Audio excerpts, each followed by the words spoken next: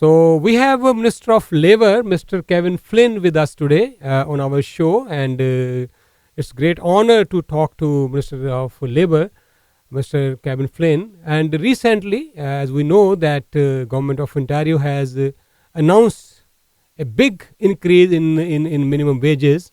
It was a big surprise for everybody. So we are going to ask Minister a couple of questions regarding that. Minister, first of all, thank you very much for talking to us, and good morning. Rajinder, it's such a pleasure to be on your show. Thank you very much for asking me. It's a pleasure to be able to talk to your audience. Yeah, and what a great surprise. I mean, people were demanding for increase in minimum wages, but nobody even expected that ultimately Government of Ontario is going to give them this huge raise. Oh, well, it was something that it wasn't as much of a surprise. If you look at the Changing Workplaces review, what we did for the past 2 years is we've had two very, very smart individuals, both with a really strong and long career in employment standards law and in labor relations law, Mike Mitchell and John Murray, traveled the province, and they were talking to people around Ontario about how the workplace has changed. The last time we looked at the employment standards law and the labor relations law was in the 1990s, and you think of how the workplace has changed, the increase in technology we've seen, the rise of temporary work, the rise of the lack of permanent jobs, the rise of part-time employment. So much had changed in that time. Now, when we first commissioned the Changing Workplaces report, we said, well, don't look at the minimum wage. Look at the Employment Standards Act, look at the Labor Relations Act, look at vacation pay, look at all sorts of things, but don't look at the minimum wage. But, these days you can't go anywhere without, if you get into a talk about employment law, you get into a chat about labor relations, somebody will bring up the minimum wage just is not enough to live on these days. What we saw is there was an increasing amount of people who were living on the minimum wage. It used to be viewed as a student wage. Somebody might work at a fast food restaurant to make enough money to buy a new bike or to help them with their school studies. But it was never intended as a wage that you were supposed to raise a family on. But increasingly, that's what was happening. So we needed to turn our attention to the minimum wage. Okay, Minister, recently I interviewed a couple of union leaders, trade union leaders, and even they were praising a lot, and they were saying, though it looks like, Liberal Party's election agenda, but they said we still welcome it. Even they were surprised to know it is going to happen in a short period of time. I mean, is it connected to the coming elections, or what do you have to say about that? Well, I can understand there's a cynicism about politics these days. I get that. Being a politician for over 30 years, I still think it's an honorable calling, and there's a lot of great people in politics, and sometimes you just do the right thing because it's the right thing to do. This study goes back for 2 years, so anybody that's kind of suggesting that we were doing it just because there's an election coming a year from now, is just wrong, is just mistaken. The report took 2 years to prepare. We introduced the report. We're a year away from election. It's not like an election is next week or next month. Okay. And there's never a wrong time to do the right thing. And in this event, what we said is, okay, we're going to respond to the report. So the report came out with a number of recommendations.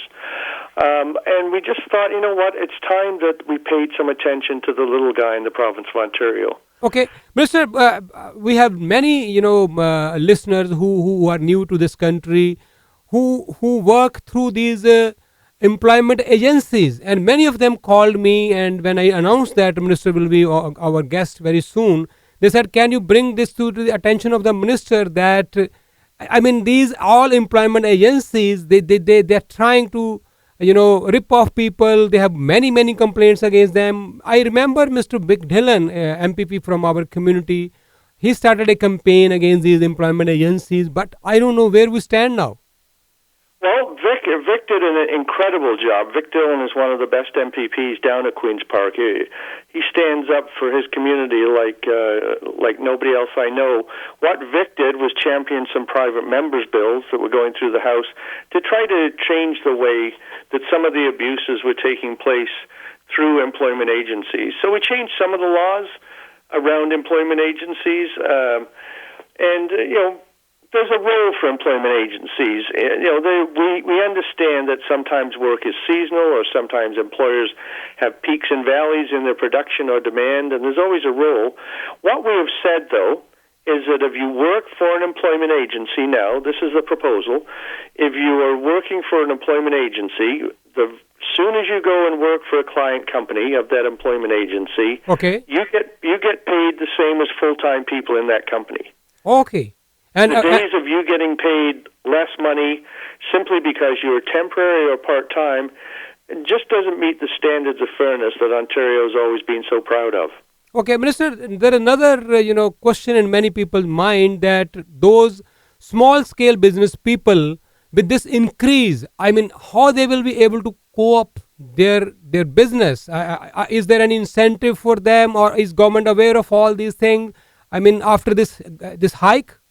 Yeah, we've done, well, just to be clear, the hike hasn't taken place yet. The first increase will be phased in. The first increase comes into effect January the 1st of 2018, and that goes to $14 an hour. There'll still be a student wage. Student wage will increase, but it won't increase to $14 an hour. And then of January the 1st the following year, it will go to $15 an hour, and there'll be inflationary increases after that. So we've examined studies from all over North America and even into Europe.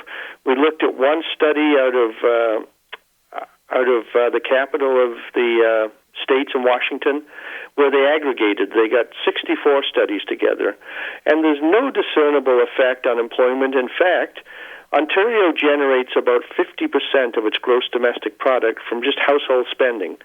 From what ordinary people spend, they go and get dry cleaning, they buy hamburgers, they buy shoes, groceries, clothes for their kids, all the normal things. When you give ordinary people who are making the minimum wage an increase, they spend that money in their community. This isn't money that's being hidden away. It's not money that's going to the Cayman Islands. This is money that goes right back into boosting the gross domestic product of this province. And we've worked with business, with small business over the years, I think in a really positive way. We've reduced the capital tax. We've reduced the small business rate. We reduced it from 5.5% to 4.5%. The vast majority of people in the province of Ontario, of employers, pay far above the minimum wage. I think the average wage in Ontario is about $25 for Ontario employees. That's the average wage. So this won't impact at all on those.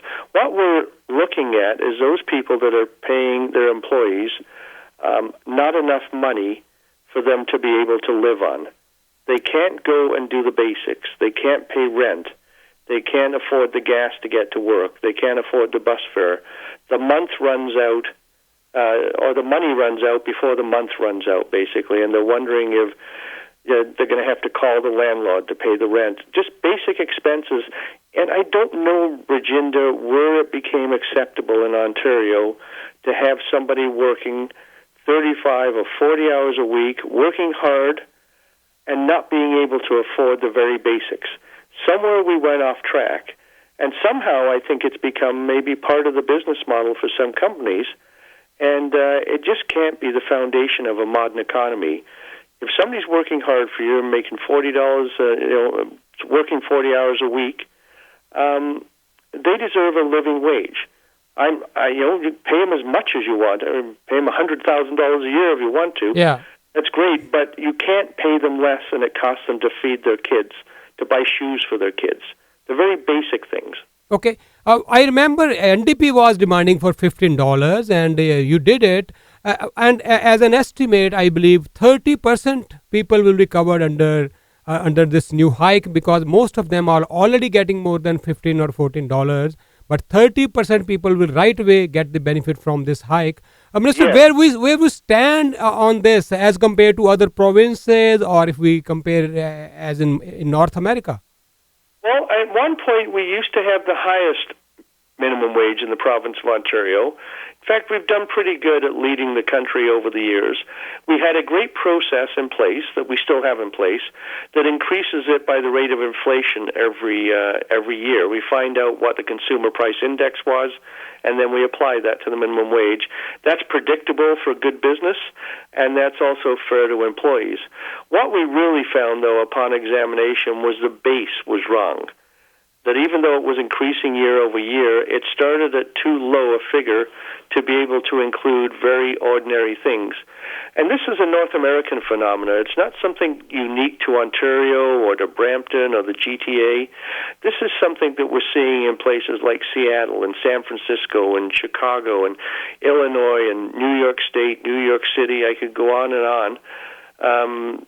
Even out in Alberta, we're seeing that the people are just coming to the realization that around 2008, 2009, we had a very bad economic crisis that swept the world. Okay. People lost a lot of money, and we've crawled back from that. We've got the Ontario economy is booming right now. We're leading the G7 in economic growth. We've got the lowest unemployment we've seen in years. We've helped business. We've worked together with business. We've got infrastructure programs. But the little guy that's trying to live on a minimum wage salary, trying to raise a family on the minimum wage family, is thinking, when is my turn? When do I get some help here? When do I get assistance to just buy the basics? These people aren't taking trips to Cuba every year. They're not driving fancy cars. They're just trying to raise their family, and we know that the money involved in this, that the increase that they receive as a result of our work on the minimum wage, is going to go right back into small businesses in the community. Okay, Minister, as I said in the beginning that for long time there was no hike. I remember during the regime of Mr. Mike Harris, there was no increase in minimum wages at all for long time. Then Mr. McGunty started doing it. Premier Catherine Wynne started doing it. But this big hike now, I believe everybody should be happy. Everybody should be quite satisfied with this hike. Minister, thank you very much. Any message you want to give at the end?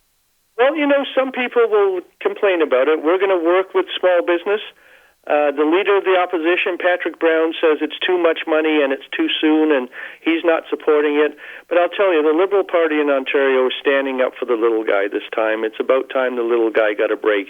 So in Brampton and in other communities, in Peel, in Halton Region, right throughout the GTA, I think there's going to be some very happy people out there that are going to be able to buy those little extras that they couldn't afford before. Yeah, Mister. Many people who come to this country with new dreams, how much qualified they are, how much professional they are, they have to start from somewhere, and they start with odd jobs. They work very hard to cope up with the, all these challenges. And in the beginning, anybody working, in factories or doing all these jobs, they should be happy. It's a good increase, and it depends now, in coming days, how the small businesses will be able to cope with this increase. But it's really interesting move by the government of Ontario. And Minister, once again, thank you very much for talking to us. Virginia, thank you for having me. It's been a pleasure. Thank you. Thank you, sir.